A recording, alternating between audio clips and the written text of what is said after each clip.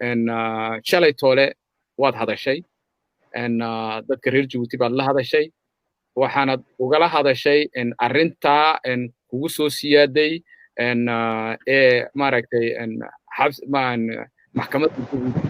ay kugu soo diirisay ayaad dadka ka hadashay waxaa su-aasheeda ugu horeysa ay tahay muna maxaad arrintan adigu aad dibadda aad u soo dhigtay oo shicibka reer Djibouti aad u soo bandhigtay maxaa kugu qasbay waxa igu qasbay anu arrintan de maaragtay waxaan moodayay inaan la maaragtay aan weydiisanayno kooraan naga raqiisiya dawlad inaan weydiisanayno sababtoo ah dawlad baan ku hoos noolnahay oo maaragtay Republic de Djibouti baa la yiraahdaa markaas anu waxaan u haystay inaan dawlad weydiisanayno kooraan naga raqiisiya markii dambe waxaan arkay inaan shakhsi weydiisanayno sababtoo ah shakhsigii baa daba socday la haddaba uma baahni magacdooda inaan sheego sababtoo ah la garanayaa shakhsiga magacdooda markaas wax weeg shakhsiga haddaad hoos imanin karbaashkaas aad ku jiraysaa karbaashkaan uma diidaniyo haddaan maaragtay la igu dilayo dadkaad wax u qabanaysaa dadkaad nagu wax nooga ridaysaa dadkaad waan ogolahay ma diidani danka waxaan maanta u jeclaystan inaan xaggan soo dhigo waa inay dadku ogaadaan siday wax u jiraan ayayna dadku ogaadaan siday wax u jiraan iyo sidaan uga bixi karno ma aha maaragtay keligii nool iyo maaragtay qof walba isnu meel ugu xidhnaado waxaan kaga bixi karan sax waxaad shalay toole arrinta lagugu haystay ma waxa ay la socotaa adiga dhinacaaga arrintaa horeetee eedeedeeda waayo shalay toole waxa aad sheegtay bay ahayd in cabdulkariim uu maaragtay arrintan dacwadan dhigay ma adisa ma kuu muuqataa ma arrin cabdulkariim oo keliya sheega mise arrintan cabdulkariim way ka ballaaran tahay oo waxa ay ku xidhan tahay arrintaa horeetee maaragtay koraan horta waxaad doonayaa inaan ku sheego horta waxba xeer baa jira waddanka anu waxaan ilaa hadda raadinayaa xeerka yidhi qof ha la eriyo dawlad u shaqaynayay oo ha lagu eriyo bilaa noot oo xaqiisa ha la siin waayo waba la eriyey qofkii haba ahaato xaqiisa in qofkii la siin waayo motiifkii lagu eriyo loo sheegi waayo wax caddaynaya in la eriyana maaragtay la siin waayo xeerka yidhi anu ilaa hadda waan doondoonayaa in arrintan iyo arrintii hore ku xidhan tahayna de albaabad dad oon qaraacay oo anu maba qaraacina maaragtay dad ii imid anu qaarkood dadka ma raadiyo ayaga iila yimaada oo iga idhaahda wixii kugu dhacay waxaasaa lagu qofkaasaa ka dambeeyey waxaasaa loo sameey saasaa loo sameey malaqismo sisa kii domaashku wax la aamino ma leh dad qaarkood sakta way iskana fiican yihiin marmar donc sheekadana markii maalintii lay xidhayba isla habeenkii dad baa ila soo hadlay boqmeediiq xaggii baa lagaa haystaaye ilaa aad saaxiga baadhaysa waxaasaad ku jiri doontaa waaya saaxigaasi haddii aad noogu soo noqoto horta arrintan cabdulkariim oo ballaanin kartaa oo dadka reer Djibouti u wada fahmaan maxaa wacay muno inay ka hadasho ma iminkay bermida martay muno misoleeto anu mar horaan maray arrintan ku soo celiyey anu mar horaan maray waanu su'aasha dad badan baa weydiiyey mar horaan anu maray kalka bilaa ka soo sokeeya ha صح ما هذا أنا مركز وان شقينيو نينكاس إنه يسوع العليو waxaan iska sugi karay ahayd oo maaragtay wax dhibaato iguma jiri iguma de maaragtay iguma hayn laakiin hadda waxaan arkay inan yar oo shoomeer ah oo lagu yiri bermiida haddaad soo qaadato waan ku shaqo geeyne bermiida ii keen oo shaqadiisu ay ugu xidhan tahay bermiigaas oo na garanaya sidii gaadhiga loo waday dhalinyarta reer Djibouti waan wada naqaanayo marka inamada suuqtu yaraan bay iskaga bartaan gaadhiyaasha markaan arkay waxaan yidhi maaragtay waxaan ha joogsado cadaalad darridan ha joogsato deja waan iska arkaynaa nolosha adeegayga maanta oo maaragtay saleer 8,000 maaragtay dadku waan iska arkaynaa maaragtay adeekan saleer de 80,000 inay dadku ku noolaadaan inay nolosha iska adag tahay oo caqabado badan ay soo food saareen dhalinyarta reer Djibouti ay kooraanka iyo arrimo sidaas maaragtay adeega nolosha ay reeraydu ku dudumaan Djibouti markaasaan qaraarsaday maaragtay de wax u horeeyana ma reer Djibouti wada ogyihiin laakiin waxay u baahan yihiin maanta in la taabto oo la yiraahdo waxani ha joogsado faan ha yeesho inspector waa daf districtga dad kale waa la formayn karaa qof kale waa uu ka mari karaa dadka ha laga qabto way waxa aan kugu darayaa in waxna soo gaadhay oo maaragtay ku markhaati furaya oo video aan dhignay waxa uu lagu sheegayaa inaad sidaa u aragtay dadka kale reer Djibouti inay sidaa u arkeen mooyaan laakiinse inaan arrintaa aad sheegayso si beeranayo waxa uu yidhi bay ahayd ninkaasi waxa uu yidhaahdaa madaxweynihii hore ee Djibouti maad garanaysaa xasan guuled maxaa isku diin waayo waxa uu yidhi waa xasan guuled waxaa laga sheekeeyey sheeko qosala oo ina yar buu ku yidhi baa la yidhi maaragtay xasan guuled maxaad isku tihiino way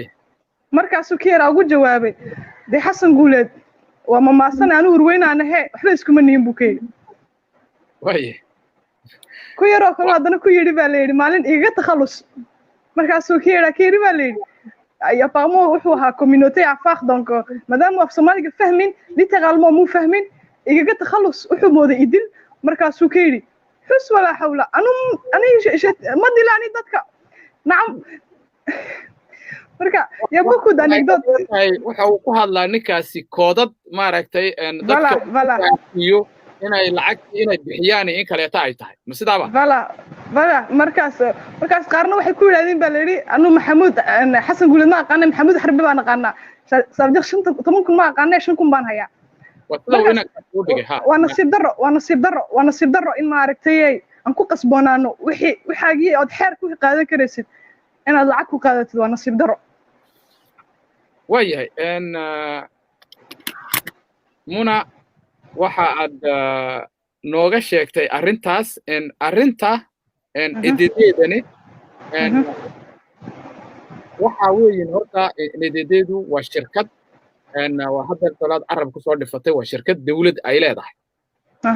laga cawdo dawladda ayaa laga cabanaya maxaa wacay haddeertoola afka faransiiska ayaad hadal yar ku tiri bay ahayd waa irama maaragtay inanka madaxweynuhu inuu kula soo hadlay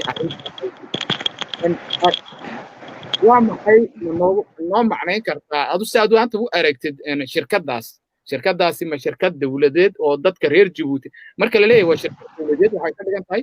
shirkad ummadda reer Djibouti ay leedahay ma shirkadda ummadda reer Djibouti leeyahay ma shirkad ummadda reer Djibouti leedahay waa shirkad shakhsi leeyahay dee waxaan u maleeyaa ninka ay la soo hadlayna waa shirkaddaasu ka mid yahaan u maleeyaa way ninkaas la soo hadalkiisana dee waxaan u maleeyaa waa wax la iska yaqaano maaragtay dhalinyarta wixii damiir yeelatee hadasha lacag baa lagu aamusay laakiin waxay fahmi leeyihiin dhalinyarta in ka mida in iimaan laa jirta in lacagtan iyo waxaanaad sheegaysid iyagba ku soo koro arkay inay maaragtay lacagi waxba tarin oo maaragtay lacagi bonooq ma keento lacagi nabad ma keento lacagi jacayl ma keento lacagi waxay keento ma jirto waa laga dhiman waad ka dhiman lacagtaas adoo buuxo bonkeradaadu buuxaan maaragtay nabadda iyo xasiloonida iyo maaragtay wada noolaashuhu waa wax muhiima reer Djibouti waan wada nahnay waa loo wada dhashay nin male waddankan ninna uma soo tahriibin ninna maaragtay magaciisu kuma qorno oo waa la wada leeyahay oo netus de Djiboutien markaas waxaan u malayaa dee waxay ahaydun teeraday casho doonaysa waan cashaysiinaynaayo u yeedha mais malheureusement casho uma maaragtay uma soo fadhiisan anigu maalintaas waayahay shalay markii aad hadashay ilamaa shalay toole muna ma heshay taageero dad reer Djibouti ma heshay waayo waxaan ku arkayno waxa aad u guntatay u dhaqaaqday maaragtay dadka dhibaatada inaad u dhaqaaqday ma ku soo jawaabeen oo maaragtay taageero wallahi taageero badan waan helay dad aan ka filanayn inay maaragtay arrintaas igu taageerayaanna waan helay oo sababtoo ah dad maaragtay waqti hore qaatay oo dad waaweyna ayaa maaragtay isoo wacoygi aniguna markhaati baan diyaar u ahay markaas maasha allah waan ku faraxsanahay maaragtay dadkaana taageeradooda waanan u mahad celinayaa gabagabadii hadda anagoo ku soo dhowba barnaamijkeena muna wax hadala oo maaragtay aan baahadeyna oo ummadda reer Djibouti aad maanta ku tabinaysa ma jirta wax fariina amba hadal ah oo ummadda reer jabuuti aad inaad u tabisid aad doonaysid ma jirtaa ها way jirtaa waxaan oran lahaa shicib weynaha reer Djibouti waxaan iga sugayaa khamiista insha Allah maxkamadda horteeda 9 bila oo qof walba timoniyaashka sameyn doonina in permigiiso copy soo qaato waxaan kaloo ni oran lahaa kuma qasboonidina inaad lacag bixisaan wixii niyood xeer ku qaadan kartiin kuma qasboonidina nin